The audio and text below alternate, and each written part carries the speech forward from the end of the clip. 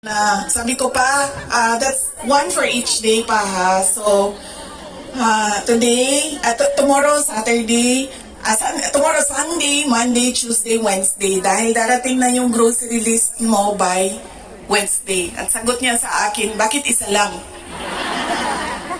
Sabi naman nung guardia, sabi niya, he has to have at least two because he already drank upstairs, 1 Coke Zero.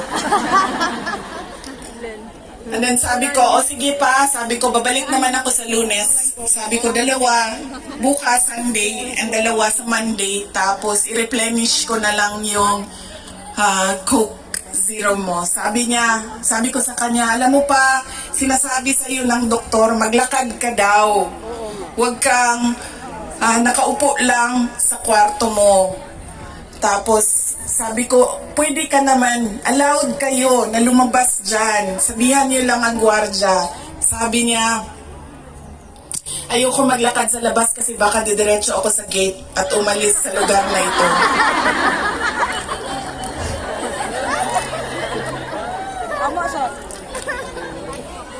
Nagkakaroon na rin siya ng mga kaibigan, yung mga tao doon sa loob ay nagiging kaibigan na niya. At hindi ko lang alam, baka paglabas niya marunong na mag-Dutch. Pero karamihan nung kasama niya sa loob ay French speaking. So,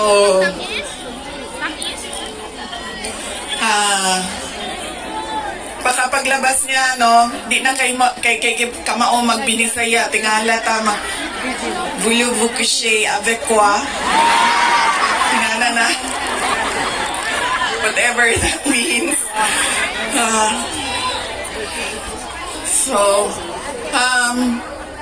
On that point, he is okay. Okay naman siya. Pero as a lawyer, kasi alam niya yung batas eh. Alam niya kung anong nangyayari. Kaya medyo persuasive siya.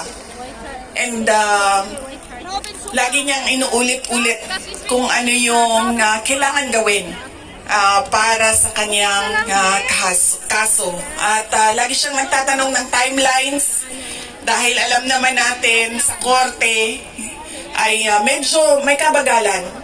Diba? Magsasagutan, ang prosecution, ang defense, maraming mga papel na kailangan ipasok at antayin ang oras. Kaya siya din ay insistent sa mga timelines niya. Pero ang sinasabi niya lang,